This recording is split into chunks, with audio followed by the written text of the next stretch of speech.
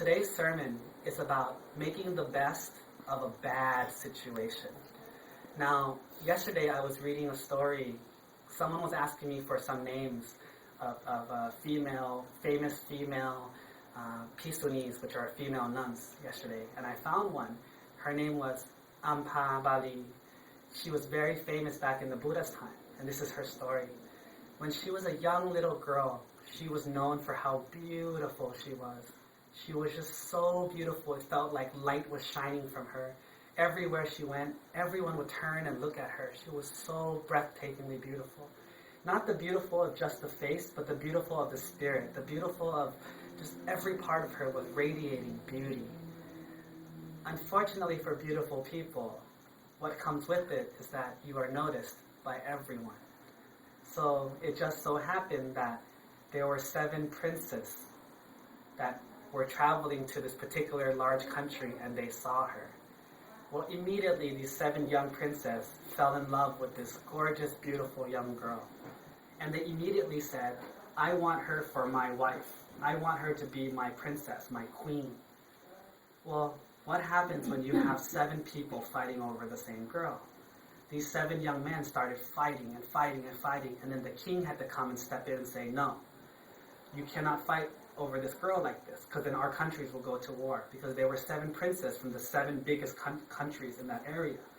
So this was a big problem. So the king had no choice but to decide that the best way to solve this problem was actually the princes got together and decided, if none of us can have her alone, then we can all have her together. So she became, in that era, one of the first prostitutes, because they forced her. Because the 7 princes, they all took turns as her husband. That's what they wrote in the book.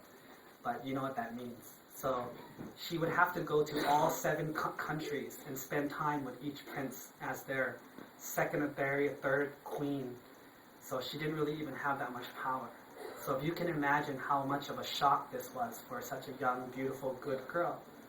But do you know what she did? She didn't fight. She didn't complain. Even though she had to do the horrible idea of sharing herself with so many men, even though she had that bad part of her life, what she ended up doing was, she did the best she could. She was kind to everyone in that country. Whatever country she went to, she learned their customs. She learned their laws. She learned their rules. She learned who was powerful. She learned who was weak. She was kind to those who were hurting. She was supportive to those who were good. So that no matter where she went, everyone in that country fell in love with her, men and women. But not in love in a sexual way, but in love in a respectful way. Because she had such a beautiful character. So even though she was enduring such a horrible existence in terms of being thrown around and shared between so many countries, she made the best of it. And what happened was, each of those princes, they treated her as if she was the #1 queen. Everyone loved her. Everyone cared for her. And everyone wanted her to have the best. And she made all 7 countries better and stronger. And the wars that were going to be fought, she wouldn't allow it. And when she didn't allow it, the princes couldn't go to war. She helped feed people. She helped support people. Now one day, she happened to be walking in the flower garden and saw the Buddha. Well, she immediately offered flowers to the Buddha and sat down and listened to a sermon. After listening to a sermon, she felt so overtaken by the Buddha's teaching that she wanted to invite him for a meal. And so she invited him back to her house, and with all the monks, gave him a meal. Well, at that same time, there was a king, a very famous king called Pimpisara, in Thai, Pajao Pimpisan.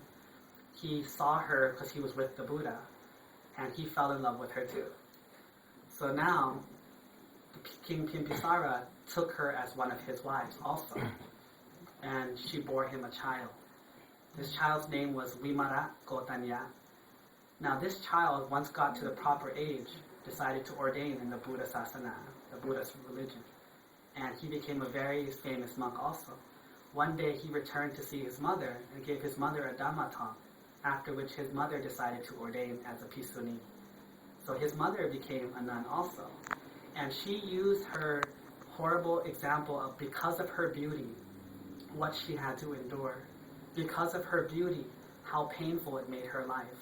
Because of her beauty, how inconstant it was, how anicca it was. And she contemplated on it long and hard and became an arahant. So this lady, a lady who was born with great merit, the ability to attract princes, the ability to be as beautiful as anyone could be, she had great merit, yet she had great karma that she had to carry. But instead of complaining, instead of making it worse, instead of dwelling on her pain, what she did was, she made the best that she could with whatever she had. She decided to make merit out of a bad situation. She decided to fight for goodness, to fight for her quality of character. In Thai, you would say, sang barami, building her perfections of character while in a bad situation. And because of that, she took the opportunity once she met the Buddha. She took the opportunity once she could ordain. And because of that, she ended her life as an arahant, which is the absolute best that one can achieve in one lifetime. So this is an example of someone who had a really horrible situation, but turned it into the best possible situation for herself and the people around her. She can serve as an example for us, that no matter how bad your situation is, it's still your choice to make the good things happen, because it's still within your power. นะ Do I need to translate this to Thai? ต้องแปลเป็นภาษาไทยไหม